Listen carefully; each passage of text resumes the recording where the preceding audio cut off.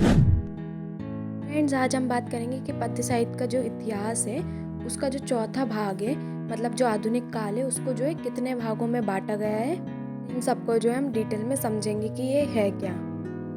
तो जो है इनके 6 भाग हैं, उनकी विशेषता याद करनी है और जो है उनके कवि होते हैं एक एक दो दो, बस आपको वो याद करना है। बाकी ये सब जो मैं आपको बता रही हूँ ये सब समझाने के लिए है। देख लेते हैं आधुनिक काल है क्या। आधुनिक हिंदी कविता का प्रारंभ संवत 1900 से माना जाता है। हमारा आधुनिक काल है उसका प्रारंभ कब से? संवत 1900 से है ना। ये काल अनेक दृष्टियों से महत्वपूर्ण है। इस काल में हिंदी साहित्य का चहुमुखी विकास हुआ है। इसका मतलब ये है कि चहुमुखी, जैसा चाहो वैसा इस तरीके से जो है इसका विकास हुआ है। ये काल हिंदी साहित्य की अनेक प्रवृत्तियों एवं परिवर्तनों को लेकर उपस्थित हुआ है। इसमें जो है अनेक प्रवृत्तियाँ यानी अनेक जो है विशेषताएं हुई हैं और एवं परिवर्तनों को लेकर उपस्थित हुआ। इसमें जो है परिवर्तन बहुत हुआ, चेंज बहुत कर दिया। आगे देखते हैं कि इस काल में धर्म, दर्शन, कला एवं साहित्य सभी के प्रति नए दृष्टिकोण का आविर्भाव हुआ है। तो इसे रटना नहीं है, बस मैं आपको समझाने के लिए बता रही हूँ कि आधुनिक काल में क्या हुआ था। क्या बोल रहा है कि इस काल में धर्म भी, दर्शन, कला एवं साहित्य इन सब के प्रति नए यानी नए दृष्टिकोण यानी नई तरीके से देखा गया। इसका जो है आविर्भाव हुआ। ये सब जो है हमें नए दृष्टिकोण से यानी नई तरीके से देखने को मिला। यहाँ आगे लिखा है कि हिंदी साहित्य के विकास क्रम को निम्नलिखित भागों में बांटा जा सकता है। यानी जो आधुनिक काल है उसको कितने भागों में बांटा गया है? 6 भागों में। आपको ये हमेशा याद रखना है कि आधुनिक काल को कितने भागों में? 6 भागों में। वो 6 के नाम याद रखने हैं, उनका सन याद रखना है, कब से कब तक है। तो हो सकता है आपसे 2 नंबर में पूछ लें कि आधुनिक काल को कितने भागों में बांटा गया है, उन सभी के नाम लिखिए। तो जो है ऐसे लिखना पड़ेगा। पहला इसमें क्या है? भारतेंदु युग। ये कब से? सन 1850 से 1900 तक। दूसरा क्या है? द्विवेदी युग, सन 1900 से 1920 तक। तीसरा है छायावादी युग, जो है सन 1920 से 1936। चौथा है प्रगतिवादी युग, जो है सन 1936 से 1943 तक। आता उसके बाद पांचवा प्रयोगवादी युग, जो है 1943 से 1950 तक। फिर उसके बाद छठवा आता है नई कविता, ये कब से हुई है? 1950 से लेकर आज तक चल रही है। अब जो यहाँ ऊपर कंफ्यूज मत हो जाना कि यहाँ तो 1900 लिखा है और यहाँ से ये जो शुरू हुआ 1850 से हुआ, ऐसा नहीं है। वो संवत 1900 से शुरू हुआ और ये जो है सन 1850 से शुरू है। तो दोनों में फ़र्क है, संवत और सन दोनों में फ़र्क है, समझना। हमने आधुनिक काल को समझ लिया है क्या है। अब हम बात करते हैं इसका पहला भारतेंदु युग की। हम समझ लेते हैं कि भारतेंदु युग में क्या था। भारतेंदु युग को आधुनिक हिंदी साहित्य का प्रवेश द्वार माना जाता है। प्रवेश द्वार इसलिए माना जाता है क्योंकि पहला पॉइंट है तो प्रवेश द्वार माना जाता है। इस युग के कवियों में नवीन के प्रति मोह, साथ ही प्राचीन के प्रति आग्रह भी था। में क्या था? नवीन के प्रति मोह यानी जो नई चीज थी उसके प्रति क्या इनका मोह था, लेकिन साथ ही क्या था? प्राचीन के प्रति आग्रह भी था। इसका मतलब क्या है कि नवीन के प्रति मोह मतलब जितनी भी नई चीज़ें, जो भी नए नए चेंज हो रहे थे या जो भी नई चीज़ थी उनके प्रति क्या इनका मोह था, मतलब इनका बहुत लगाव था। लेकिन प्राचीन के प्रति आग्रह भी था। इसका मतलब ये है कि नवीन के प्रति जो नया था उसके प्रति मोह तो था कि वो चाहते थे कि नई चीज़ें आए, पर वो ये भी चाहते थे कि जो प्राचीन चीज़ें वो भी रहे। लेकिन ये जो युग है वो नए जागरण का युग है। क्या है? नई सामाजिक चेतना उभर कर आई। इसमें क्या हुआ? सामाजिक चेतना जो है उभर कर आई थी। भारतेंदु युग में देशभक्ति और राजभक्ति तत्कालीन राजनीति का अभिन्न अंग थी। देशभक्ति और राजभक्ति थी वो तत्कालीन यानी जो राजनीति वहाँ चल रही थी उसका एक अभिन्न अंग थी, यानी उसका अंग जो नई थी। का स्पष्ट प्रभाव इस युग के कवियों में देखा जा सकता है। जो देशभक्ति और राजभक्ति इसका अंग नहीं थी तो इसका प्रभाव भी जो है इस युग में देखने को मिलता है। किसमें? भारतेंदु युग में। को बस इसकी विशेषता याद रखनी है। भारतेंदु युगीन काव्य की विशेषताएं निम्नलिखित है। आपको कम से कम 4 तो याद रखनी है और उसके अंदर थोड़ी थोड़ी डिटेल आपको लिखनी ही है। पहला है क्या है? राष्ट्रीयता की भावना। इसमें क्या थी? राष्ट्रीयता की भावना थी। वो पॉइंट समझ में आ गया कि राष्ट्रीयता की भावना यानी राष्ट्र के प्रति प्रेम था। तो इसे आप मन से भी लिख सकते हैं थोड़ी डिटेल में, पर यहाँ पे जो लिखी है वो मैं आपको बता देती हूँ कि क्या लिखा है। इस युग के कवियों ने देश प्रेम की रचनाओं के माध्यम से जनमानस में राष्ट्रीय भावना का बीज रोपण किया। इसका मतलब ये है कि इस युग के जो कवि थे उन्होंने क्या किया, देश प्रेम की रचनाओं के माध्यम से ऐसी कविताएं रची, ऐसी कविताएं लिखी हमारे देश के ऊपर लिखी गई हूँ। उनके माध्यम से वो कविताएं लिखी देश के प्रति, और उनके माध्यम से क्या किया, जनमानस में यानी हम लोगों में जो है हमारे राष्ट्र के प्रति, हाँ यानी हमारा जो राष्ट्र है उसके प्रति क्या कर दिया, भावना का बीजारोपण किया। हम लोगों में जो है हमारे राष्ट्र के प्रति जो है भावनाएं जगा दी। कविताएं लिखी कि हमारे मन में जो है देश के प्रति जो है भावनाएं आ गई। इस युग में क्या थी कि राष्ट्रीयता की भावना थी। सेकंड है कि सामाजिक चेतना का विकास। सामाजिक चेतना का मतलब ये है कि समाज के प्रति आपकी क्या चेतना है, आप समाज के लिए कितना कर सकते हो। क्या हुआ था कि इस काल का जो काव्य था वो क्या था, सामाजिक चेतना का काव्य था। मतलब समाज के लिए आप जो है कितना क्या कर सकते हैं। इस युग के कवियों ने समाज में व्याप्त अंधविश्वास एवं सामाजिक रूढ़ियों को दूर करने हेतु कविताएं लिखी। है कि इस युग के कवियों ने समाज में व्याप्त यानी समाज में जो जितने भी अंधविश्वास हैं एवं सामाजिक रूढ़ियों, समाज की जितनी भी रूढ़ियाँ हैं, जितनी भी बुराइयाँ हैं, उन सबको दूर करने हेतु कविताएं लिखी। इन सबको जो दूर करने हेतु मतलब ये सब ना हो समाज में, तो ऐसी जो है कविताएं लिखी। अगर आपको पॉइंट समझ में आ जाएगा तो आप डिटेल मन से भी लिख देंगे तो कोई दिक्कत नहीं है, आपको 1 या 2 लाइन मुश्किल से लिखनी है। तीसरा आता है इसमें हास्य व्यंग। तीसरा पॉइंट है हास्य व्यंग, यानी हंसी के माध्यम से व्यंग कहा। व्यंग यानी कि आपने अपनी बात कह भी दी और सामने वाले को जो है बुरा भी ना लगे। कह रहा है कि हास्य व्यंग शैली को माध्यम बनाकर पश्चिमी सभ्यता, विदेशी शासन तथा सामाजिक अंधविश्वासों पर करारे प्रहार किए। क्या किया कि हास्य व्यंग के माध्यम से क्या करा, पश्चिमी सभ्यता, विदेशी शासन और सामाजिक अंधविश्वासों, पश्चिमी सभ्यता और विदेशी शासन यानी विदेश का जो भी शासन है और सामाजिक अंधविश्वासों, जितने भी जो चीज़ें, इन सबको क्या है हास्य व्यंग में ऐसा कहा कि किसी को बुरा भी ना लगे और वो जो है अपनी बात भी उन्होंने कह दी, ऐसे करारे प्रहार किए, ऐसा उन्होंने जो है लिखा। फोर्थ पॉइंट क्या है, अंग्रेजी शिक्षा का विरोध। ये जो भारतेंदु युग था उसमें क्या अंग्रेजी जो शिक्षा थी उसका विरोध किया। तो इसमें लिखा है कि भारतेंदु युगीन कवियों ने अंग्रेजी भाषा तथा अंग्रेजी शिक्षा के प्रचार प्रसार के प्रति अपना विरोध कविताओं में प्रकट किया। इस काल के जो कवि थे उन्होंने क्या किया कि अंग्रेजी भाषा थी और अंग्रेजी जो शिक्षा थी, इन सब का जो है प्रचार प्रसार के प्रति इनका प्रचार प्रसार कर रहा था, इनकी भाषा और इनकी जो शिक्षा का, उनका जो विरोध है किसमें किया, अपनी कविताओं में किया। अंग्रेजी शिक्षा मत लो, अंग्रेजी भाषा मत बोलो, ये सब जो है अपनी कविताओं में प्रकट किया।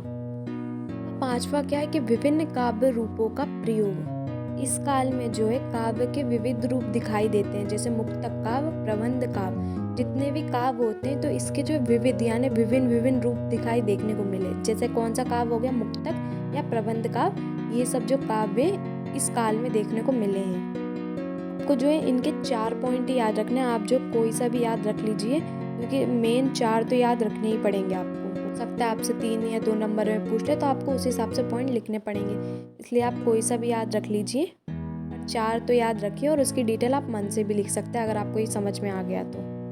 करते कि द्विवेदी युग के अंदर क्या था, तो यहाँ लिखा है कि ये युग कविता में खड़ी बोली प्रतिष्ठित होने का युग है। इस युग में क्या हुआ था, खड़ी बोली बोली गई थी, मतलब जो बात जैसी उसे वैसी ही बोली गई थी। इस युग के प्रवर्तक आचार्य महावीर प्रसाद द्विवेदी हैं। तो ये याद रखना है कि इस युग के प्रवर्तक कौन है, महावीर प्रसाद द्विवेदी। इन्होंने सरस्वती पत्रिका का संपादन किया, हो सकता है आपसे ऑब्जेक्टिव में पूछ लें। इस काल में प्रबंध काव्य भी पर्याप्त संख्या में लिखे गए। अनेक कवियों ने ब्रजभाषा छोड़कर खड़ी बोली को अपनाया। काल में क्या है, ब्रजभाषा जो भाषा थी उसको छोड़कर क्या खड़ी बोली को बोला गया। इस काल में खड़ी बोली को ब्रजभाषा के समक्ष काव्य भाषा के रूप में प्रतिष्ठित किया गया, यानी वही ब्रजभाषा छोड़कर जो है खड़ी बोली को बोला गया काव्य में। साथ ही विकसित चेतना के कारण कविता नई भूमि पर प्रतिष्ठित हुई। कविता थी वो विकसित चेतना के कारण क्या हुई, नई भूमि पर प्रतिष्ठित हुई, यानी नई भूमि पर लिखी गई। आपको ये ऊपर का याद नहीं रखना है, अब इसकी विशेषताएं देख लेते हैं। द्विवेदी युगीन काव्य की विशेषताएं निम्नलिखित हैं। ये क्या है, देशभक्ति है। द्विवेदी युग में देशभक्ति को व्यापक आधार मिला। काल में देशभक्ति विषयक लघु एवं दीर्घ कविताएं लिखी गईं। तो इस काल में क्या हुआ, देशभक्ति के ऊपर जो है लघु एवं दीर्घ यानी छोटी और बड़ी जो है कविताएं लिखी गई। देशभक्ति में क्या है, देश से संबंधित जो है छोटी और बड़ी कविताएं लिखी गई। बात करते हैं सेकंड, अंधविश्वास तथा रूढ़ियों का विरोध। इस काल में भी क्या रहा कि अंधविश्वास और रूढ़िवादियों का विरोध रहा। रूढ़िवादी यानी जो प्रथा पहले से चली जा रही है, इन सब का जो है विरोध हुआ। फिर क्या लिखा है कि इस काल की कविताओं में सामाजिक अंधविश्वासों और रूढ़ियों पर तीखे प्रहार किए गए। इस काल में भी क्या किया गया कि जो कविताएं हैं, काल में क्या किया गया कि सामाजिक जो अंधविश्वास है और जो रूढ़ियाँ हैं यानी जो प्रथा पहले से चली आ रही, जैसे बाल विवाह हो गया, ये सब जो प्रथा होती, इन सब को दूर करने का प्रयास किया गया। अपनी कविताओं में प्रहार किए गए, इन सब के बारे में जो लिखा गया अपनी कविताओं में कि ये सब बेकार है। तीसरा देखते हैं, वर्णन प्रधान कविताएं। तब इसमें जो भी कविता लिखी गई थी उसका जो वर्णन किया गया, डिटेल में लिखा गया। तो क्या लिखा है, वर्णन प्रधानता इस युग की कविताओं की विशेषता है। फोर्थ बात करते हैं, मानव प्रेम। इधर क्या लिखा है कि द्विवेदी युगीन कविताओं में मानव मात्र के प्रति प्रेम की भावना विशेष रूप से मिलती है। यानी हम सबको बताया गया कि हम मानव के प्रति प्रेम करना चाहिए, एक दूसरे को जो है सम्मान करना चाहिए, उनके प्रति प्रेम करना चाहिए, किसी से लड़ना झगड़ना नहीं चाहिए। तो ये सब जो है इसमें बताया गया। बात करते हैं कि छायावाद में क्या हुआ था कि हिंदी साहित्य के आधुनिक चरण में द्विवेदी युग के पश्चात हिंदी काव्य की जो धारा विषय वस्तु की दृष्टि से स्वच्छंद प्रेम भावना, प्रकृति में मानवीय क्रियाकलापों तथा भाव व्यापारों के आरोपण और कला की दृष्टि से लाक्षणिकता प्रधान नवीन अभिव्यंजना पद्धति को लेकर चली, उसे छायावाद कहा गया। तो आधुनिक काल है, उसके अंतर्गत जो छायावाद है उसमें क्या होता है, स्वच्छंद प्रेम भावना में कोई रोक नहीं थी, एकदम आज़ादी थी। प्रकृति में मानवीयकरण था, प्रकृति में मानवीय क्रियाकलापों, प्रकृति में होने वाले मानवीय क्रियाकलापों, भाव व्यापारों के आरोपण कला की दृष्टि से, ये सब जो है ये सब हो रहा था, जो ये छायावाद में हो रहा था। मतलब प्रकृति में जो भी कार्य हो रहा था वो छायावादी युग में बताया गया है।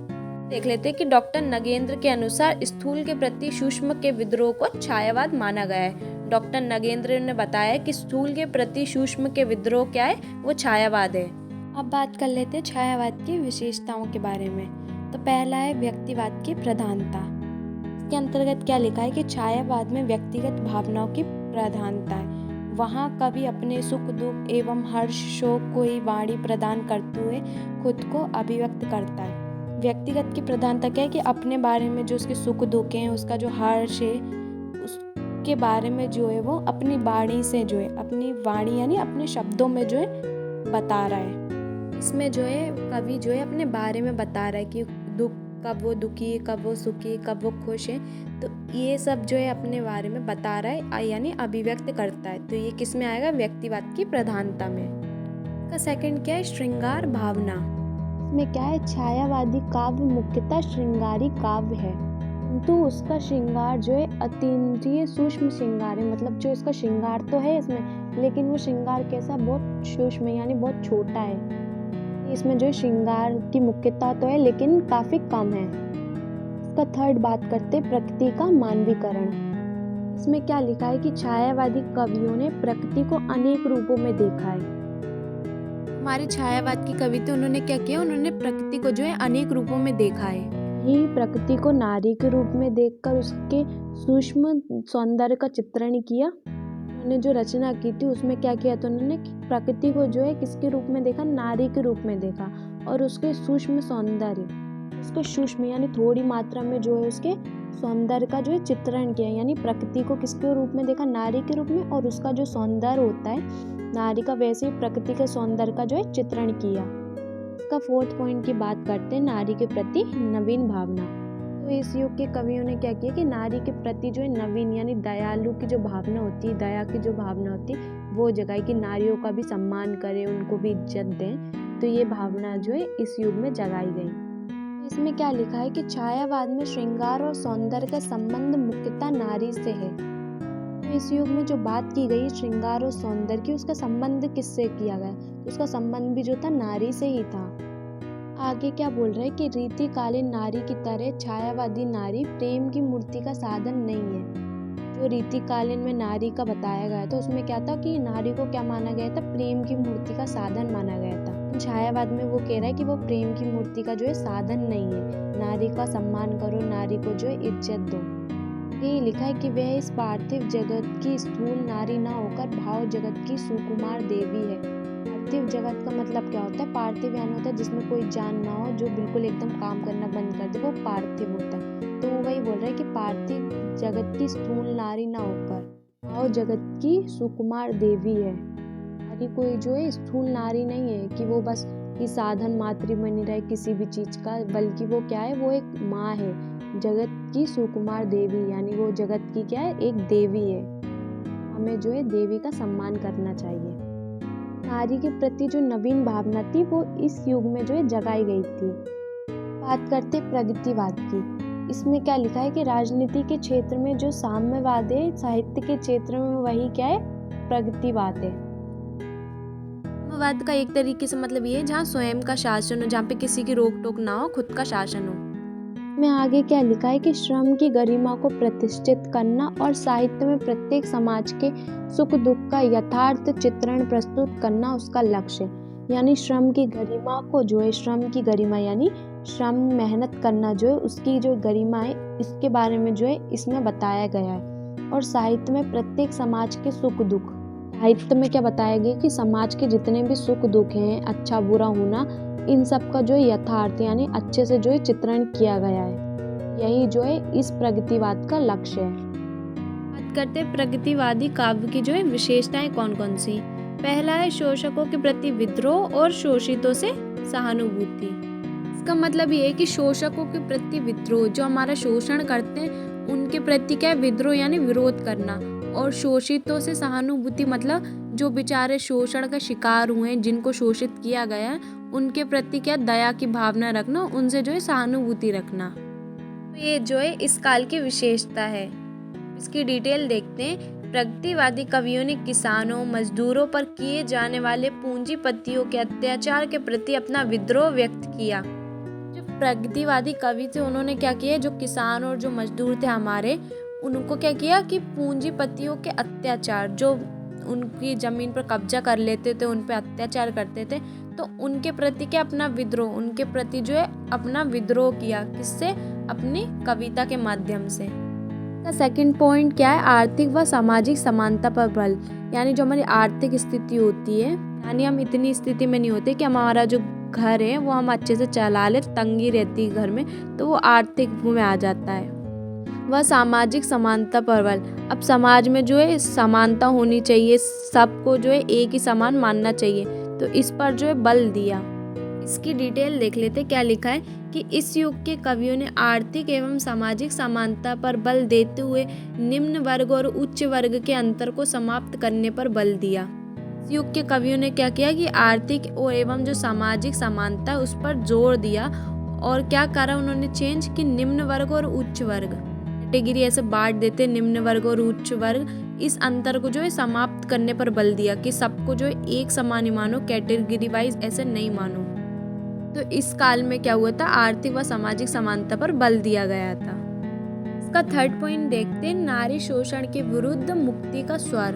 यानी जो नारी का शोषण होता है उसके विरुद्ध जो है मुक्ति का स्वर, यानी उसके लिए जो उन्होंने आवाज उठाई। तो इसकी डिटेल देखते हैं। यहाँ पे लिखा है कि प्रगतिवादी कवियों ने नारी को उपभोग की वस्तु नहीं समझा, वरन उसे सम्मानजनक स्थान दिया। नारी को शोषण से मुक्त कराने हेतु भी उन्होंने प्रयास किए। इसमें भी यही है कि जो प्रगतिवादी कवि थे उन्होंने क्या किया, नारी को उपभोग की वस्तु नहीं समझा, नारी को जो है उपभोग यानी जो वो है कोई यूज करने वाली वस्तु नहीं है, वरन उसे क्या सम्मानजनक स्थान दिया। उसे क्या है, जो नारियों ने क्या स्थान दिया, सम्मानजनक स्थान दिया है।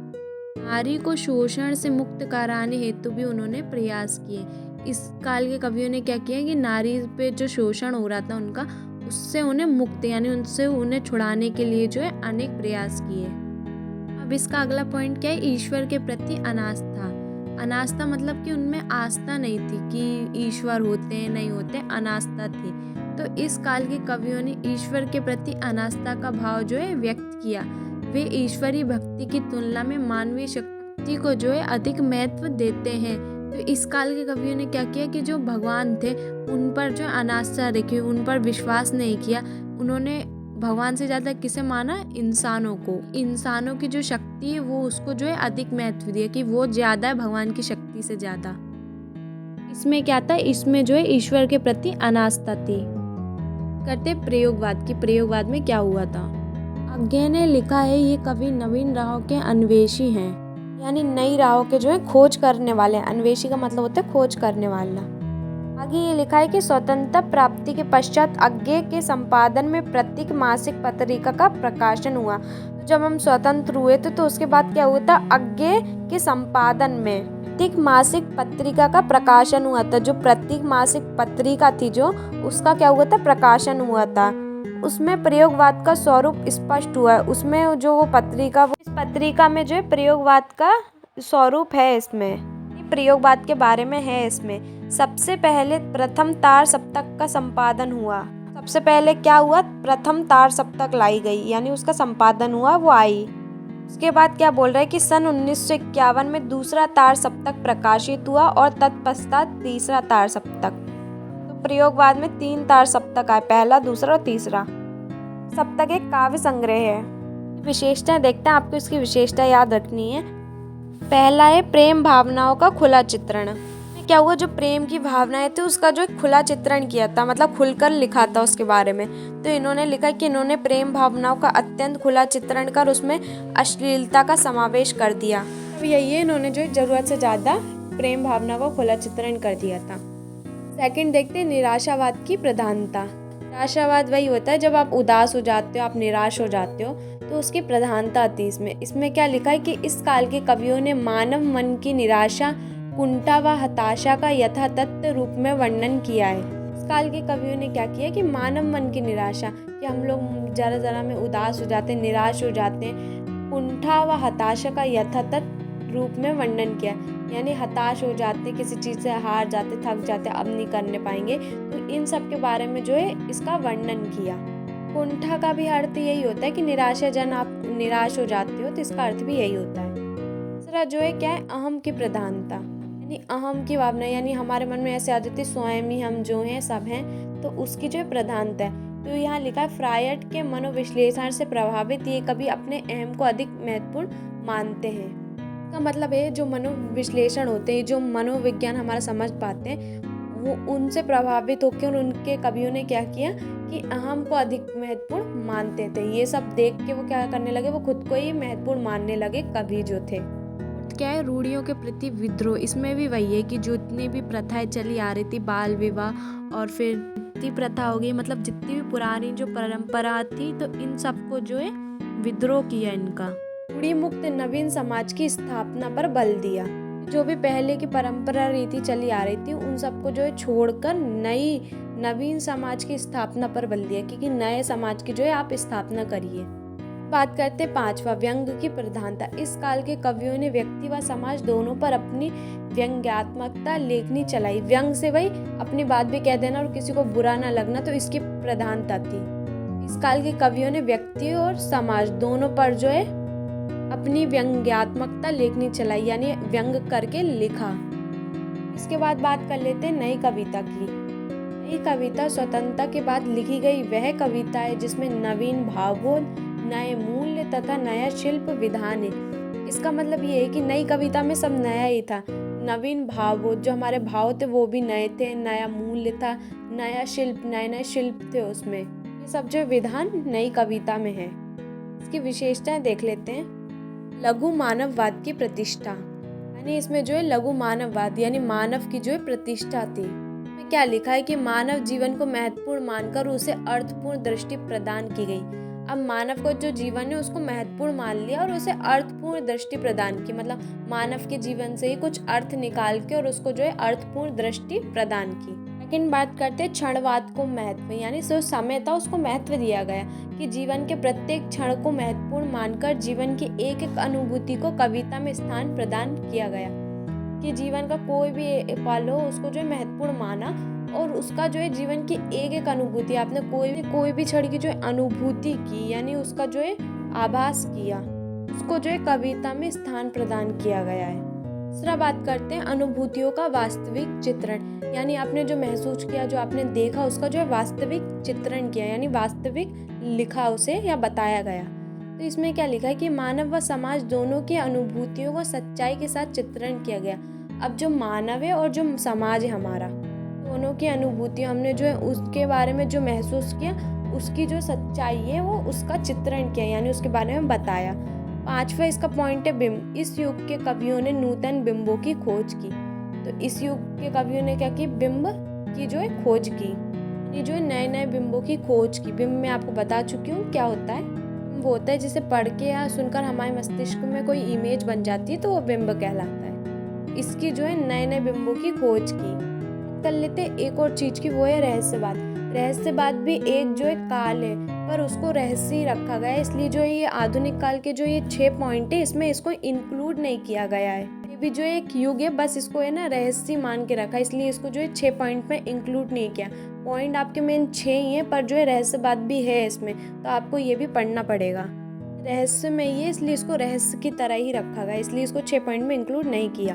इसको थोड़ा देख लेते कि हिंदी कविता में रहस्यवाद का काल निर्धारण करना कठिन है, क्योंकि रहस्यवाद सृष्टि के आरंभ से ही कवियों को प्रिय रहा है। वेदों में उषा, मेघ, सरिता आदि इनमें अव्यक्त परमात्मा के स्वरूप को लक्षित किया गया है। ये प्रकृति और जगत ही रहस्यमय कण कण में परमात्मा के होने का आभासी रहस्यवाद है। क्या हुआ कि ये जो विद्वान थे, ये लोग रहस्यवाद का निर्धारण नहीं कर पाए। इसमें आगे क्या लिखा है कि कण कण में परमात्मा के होने का आभासी जो है रहस्यवाद है, यानी हर कण, हर कोई वस्तु, हर एक छोटी चीज, हर एक कण जो है उसमें जो है परमात्मा के जो होने का आभास है, वही जो है रहस्यवाद है।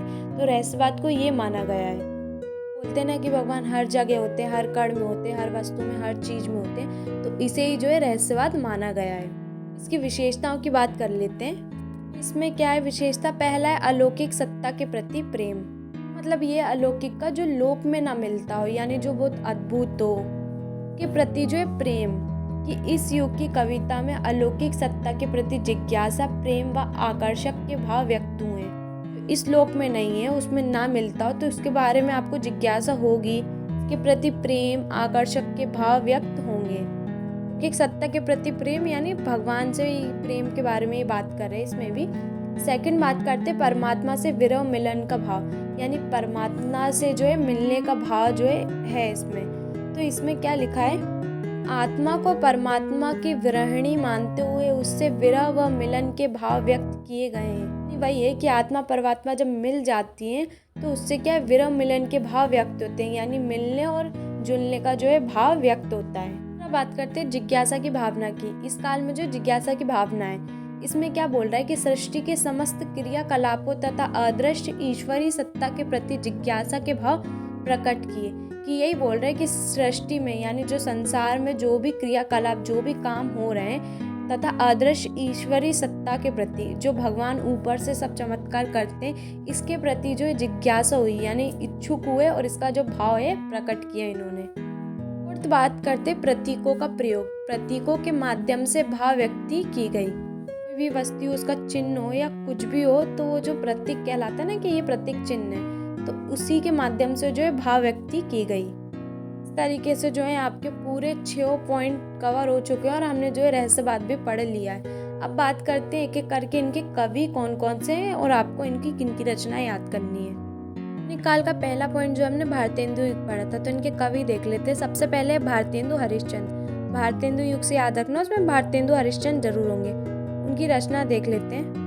प्रेम सरोवर, प्रेम माधुर, प्रेम प्रलय, ऐसे नाम बोल रही जो आपको आसानी से याद हो जाएंगे। गीत गोविंद की जो है आपको जो लगे आप याद कर लीजिएगा। सेकंड है बद्री नारायण चौधरी प्रेमगन, जिन्होंने क्या लिखी है, आनंद, अरुणोदय, मयंक, महिमा, अलौकिक लीला आदि। तीसरे प्रताप नारायण मिश्र, जिन्होंने क्या लिखी है, मन की लहर, श्रृंगार विलास, प्रेम पुष्पावली। फोर्थ है अंबिका दत्त व्यास, जिन्होंने क्या लिखी है, हो होरी, सुरवी सतसई, पावस पचासा। का सेकंड बात करते हैं जो है हमारे द्विवेदी युग की। इनके कवि और रचना देख लेते हैं। पहला है अयोध्या सिंह उपाध्याय। हरिओद, जिन्होंने क्या लिखी है, प्रिय प्रवास, रस कलेश, कि आपको जो लगे आप याद रख लेना। सेकंड है मैथिली शरण गुप्त, जिन्होंने क्या लिखी, जय भारत, भारत भारती, जय द्रथ वध, अकेत और यशोधरा। तीसरा बात करते हैं जगन्नाथ दास रत्नाकर जिन्होंने क्या लिखी है हरिश्चंद्र गंगावतरण हिंडोला। तीसरा जो हमने पढ़ा था वो था छायावादी। इनका देख लेते हैं। छायावाद के जो है आप चारों ही याद रखना, क्योंकि ये जो छायावाद के स्तंभ कहलाते हैं, इसलिए आप ये चारों ही याद रखना। पहले जयशंकर प्रसाद जिन्होंने लिखी झरना कामायनी आंसू लहर, पे आस नहीं आएगा, वो आंसू है। सेकंड है सूर्यकांत त्रिपाठी निराला, उन्होंने परिमल गीतिका अनामिका और तुलसीदास लिखी। थर्ड आते सुमित्रा नंदन पंत जिन्होंने गुंजम पल्लव वीणा लिखी है। चौथे आती हैं महादेवी वर्मा जिन्होंने निर्जा सांदगीत निहार रामा ये सब लिखी हैं। कर लेते प्रगतिवाद के कवि की। पहले केदारनाथ अग्रवाल जिन्होंने क्या लिखी बादल युग की गंगा आग का आईना। दूसरे त्रिलोचन जिन्होंने क्या लिखी धरती मिट्टी की बारात। हैं शिव मंगल सिंह सुमन जिन्होंने क्या लिखी जीवन के गान। कम से कम 4 याद रखने चाहिए, ताकि आप एक भूल जाओ तो आपको एक तो याद रहे। करते प्रयोगवाद की। इनका पहले क्या है अज्ञे जिन्होंने क्या लिखी है आसाद वीणा, क्या लिखी है घास पर क्षण भर।